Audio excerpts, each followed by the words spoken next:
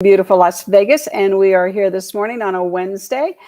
Wednesday is always an exciting day for some reason. It's right in the middle, right? I love it. Anyway, way to go, Jerome Powell. Wow, yeah, he's not doing us any good. But let's talk about what's going on in Vegas first. We have 73 days of inventory. We closed 71 homes yesterday, but we listed 89, so that's always good. We have, of the listed homes, 24 of those were in the mid zero to medium price, 425,000 range.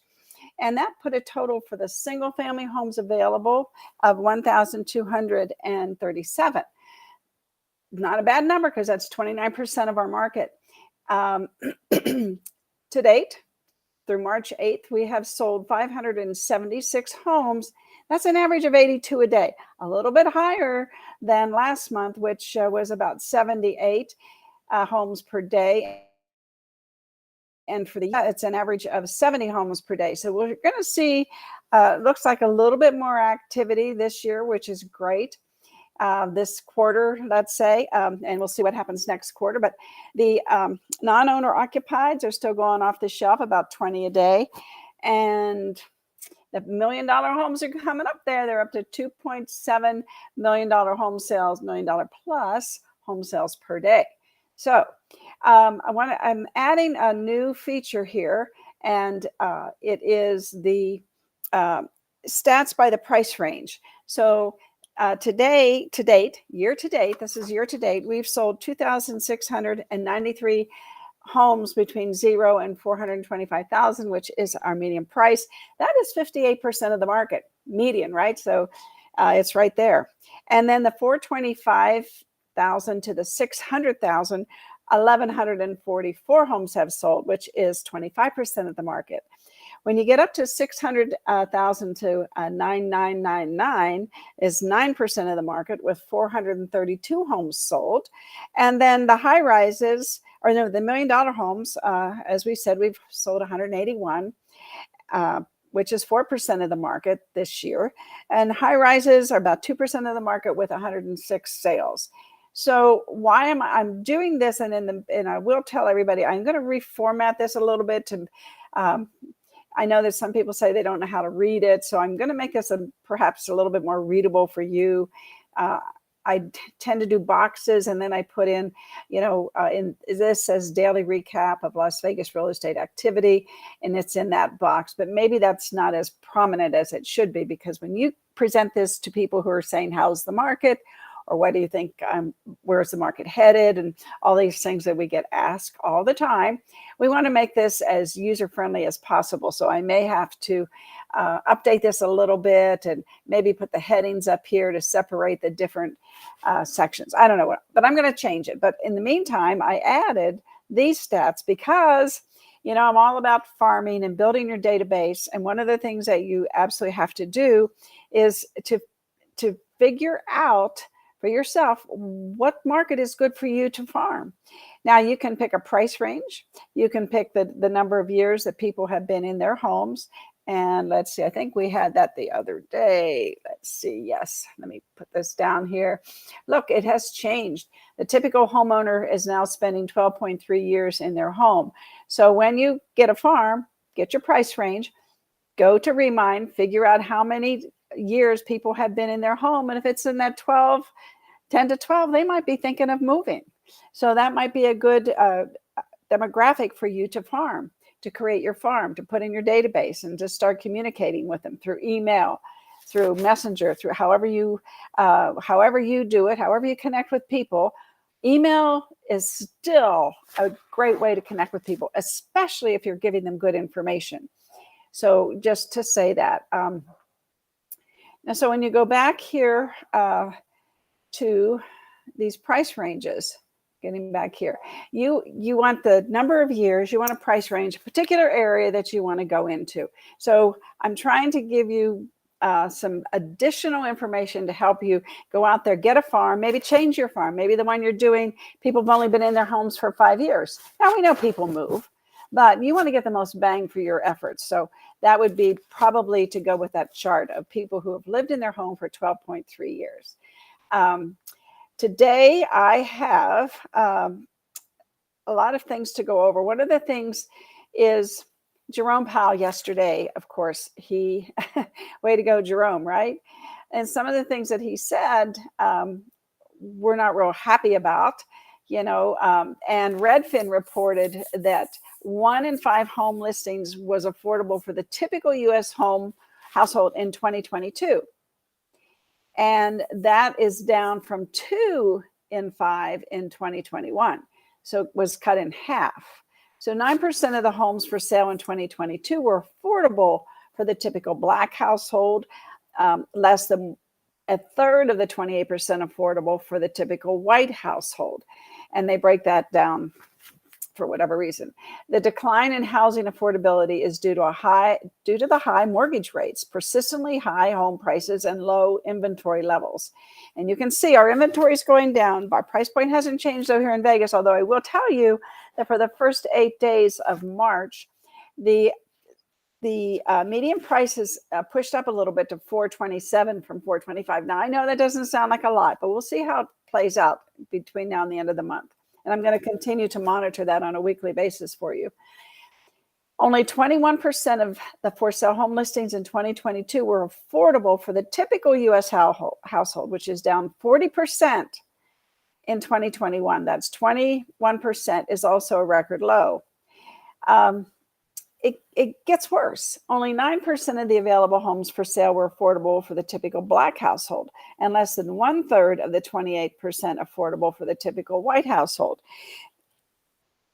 I'm not, we're different here in Vegas, so these are national. Redfin is doing this as a national. I'm not so sure that some of those demographics meet what's going on here in Vegas. One of the things that we have here is we have jobs. We have good jobs. The people that work on that Las Vegas Boulevard and the surrounding casinos, they make good money. And so there's always jobs available. There's always things happening in our city. So I don't think it's as much doom and gloom for us as perhaps some of the segments of the rest of the country. Now, we're going to watch a short 7-minute video. My friend, Byron Lazine, is a mortgage broker, and he's going to talk about what Jerome Powell said yesterday. And he's also, what I honed in from his webinar that I joined this morning, he honed in on affordable housing, and Warnock, who is the senator from Georgia, specifically asked Jerome Powell about what he was doing to the housing market. So I went back and I did these calculations. I mean, we had so many homes were selling when the interest rates were 3%. So if you take a typical 3-bedroom, 2-bathroom home, single family residence with no pool, and you're borrowing $400,000, your loan would have been $1,686. And this is just principal and interest I'm doing. And then the 5% would be $2,147. 7%, wow, this is where it really gets wonky for everybody, $2,661. If you rent a home, same identical home, it's going to cost you $1,998. So if we get closer to the 5%, and I know that there are programs that get people closer to that with the buy downs and certain things, you get closer to getting back to the first-time home buyers market, because that has severely been damaged by these high interest rates. And we're going to hear that today from Brian as he talks about what Jerome Powell had to say. So hopefully you have some time to stick around for the next 7 minutes and listen to what Brian, and again, I just took a segment of his talk this morning that is pertinent to us. So I think this is a very important slide for you all, and I will post it in the group. I have to rush out of here shortly in about 10 minutes, so I might not get to do that until when we get home later tonight. But I will get this for you because, and then I want you to listen to what Byron has to say, because if the first time, let me just capture it now. If the first time home buyer buys now, he may not have much appreciation until 2027, according to, now that's a national statistic, not necessarily Las Vegas. Now, we still have people moving here. 3,000 people are still moving here every month. Net's net. And so people are still looking for housing here. So that tends to keep us in a different marketplace. The only places that are different are Florida. Florida was getting 334,000 people moved there last year. That's almost 10,000 a day. That's a little bit more than us, or 1,000 a day, excuse me. That's a little bit more than us. However, it created some situations down there, and one thing and another. So the prices have gone up, of course. So maybe more people will look at Vegas because of that. I always try to find the sunny side of the street. In every situation, there's always an opportunity. So perhaps people will come to Vegas now and not instead of Florida. And a lot of people that move to Florida end up going to Vegas. Just a lot of people that move to Arizona end up coming here to Vegas.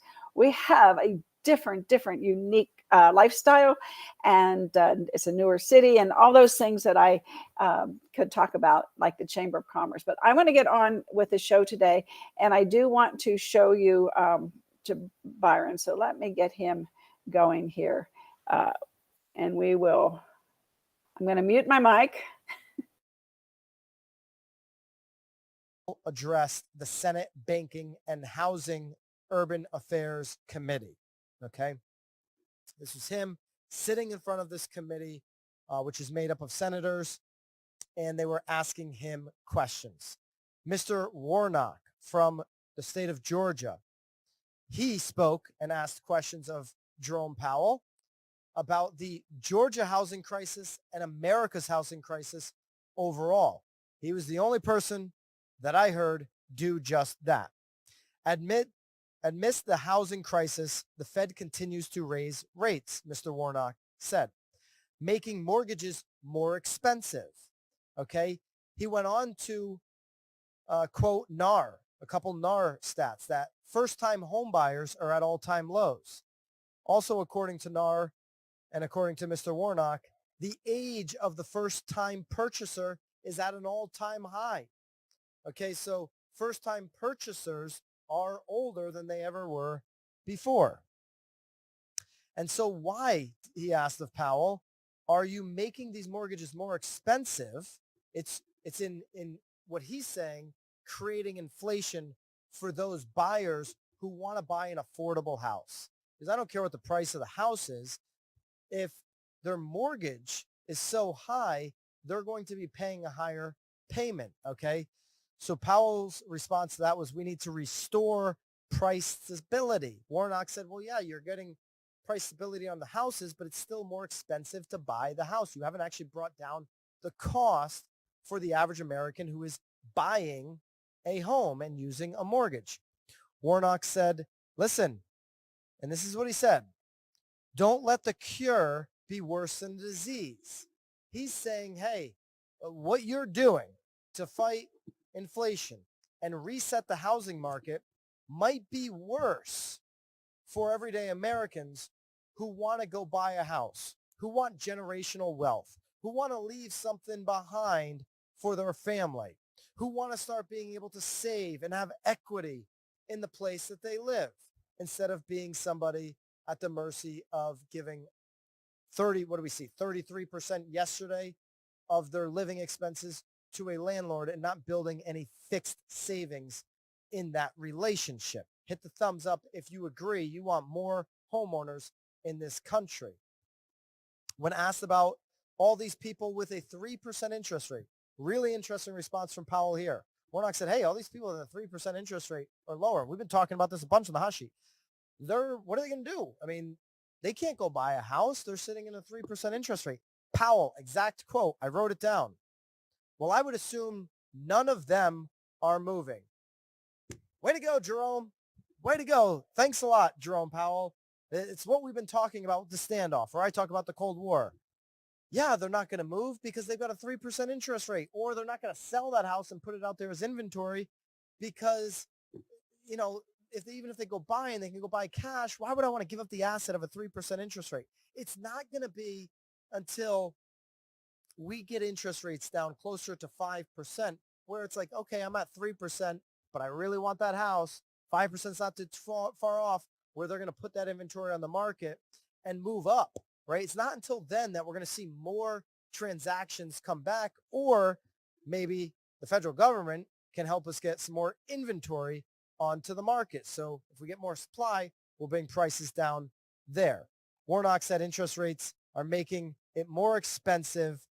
And he also said, and I thought this was very interesting, good job, Senator Warnock from Georgia, where he said, listen, Jerome, is it okay, we need more supply? Well, aren't these interest rates also making it more expensive for builders to go build? Wouldn't that be true? Yep, that would be true, Mr. Powell said.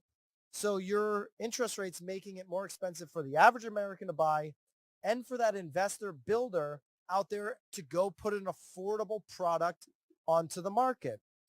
So has Jerome Powell, has the Fed gone too far the other direction? I'll leave it to you in the comments. Let me know what you think. Have they gone too far here? And are they going to cripple the housing market for a period of 1 or 2 or 3 years until we can get these interest rates low? Is this going to be too big of a shock, of an impact, and for too long to bring affordability back to everyday Americans who want a medium price point home or even a below medium price point home? Let me know based off of that conversation between Senator Warnock from Georgia and Jerome Powell that I just highlighted for all of you.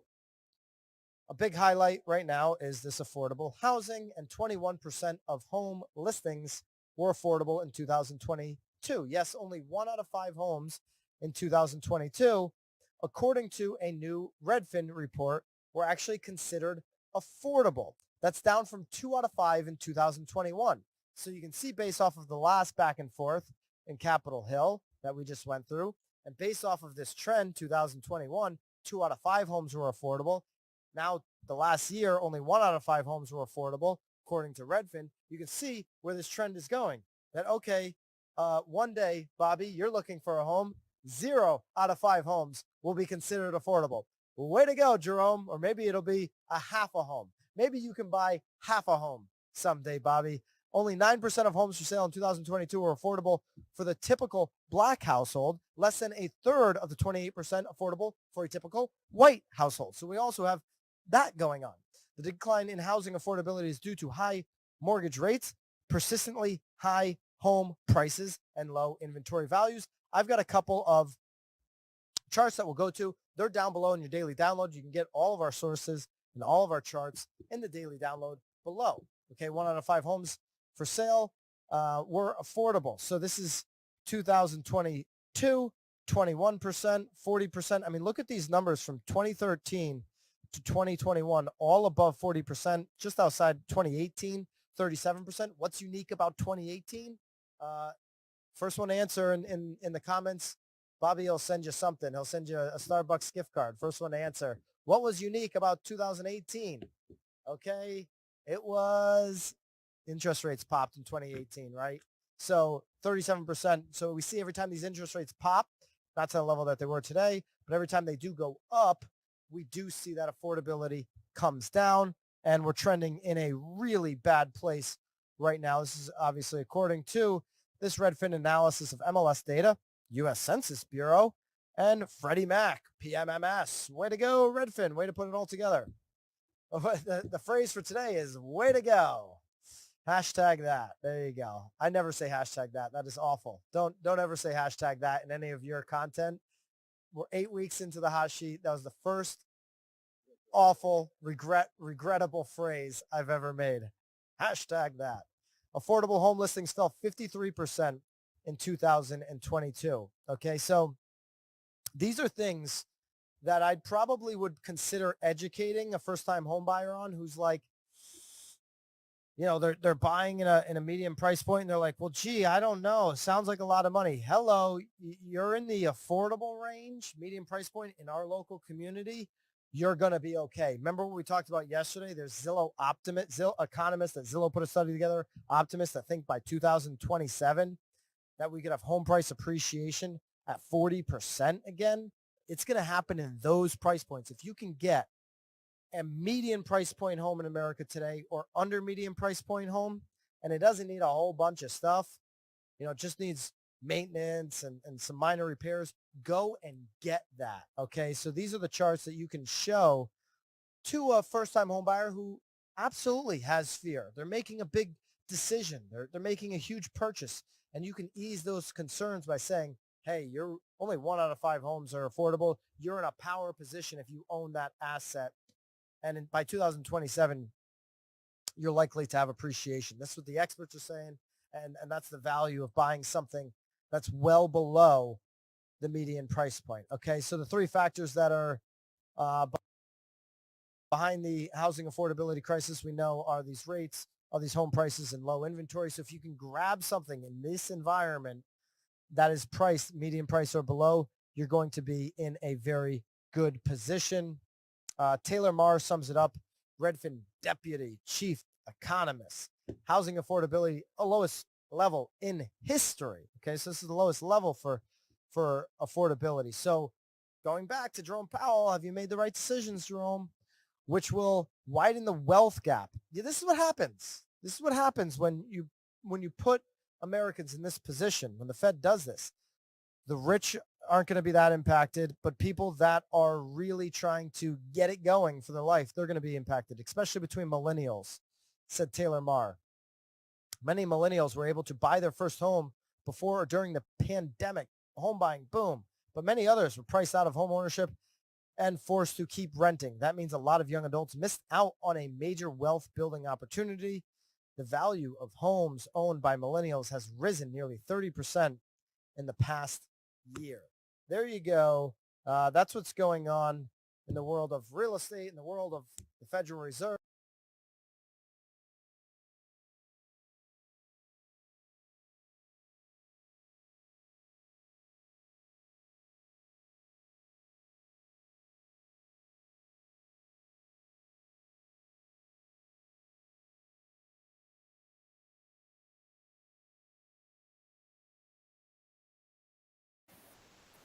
Okay, so that's why the trends are so important. And again, we're in a different market.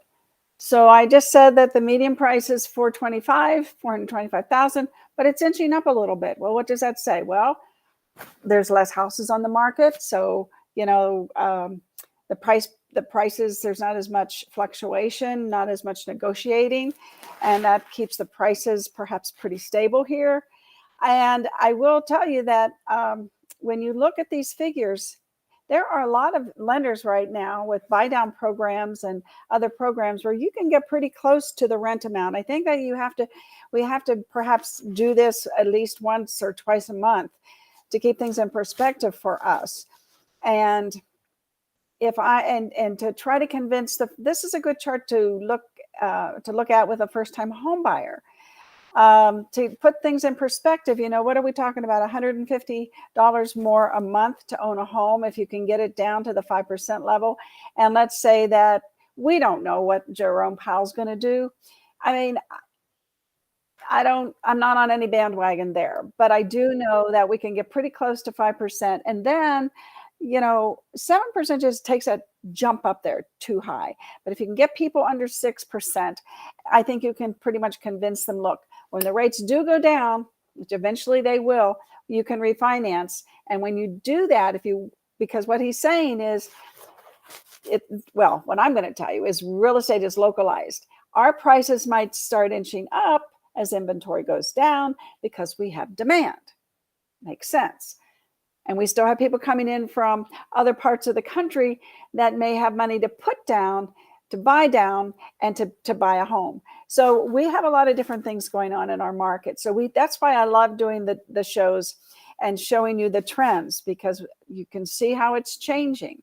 And then you know how to advise your buyers and your sellers. Because like he said, sellers, why do you want to sell when it's 3%? Well, look at this. Let's make this 3% loan. Let's make this home your investment property. You can get a couple more $100 for rent.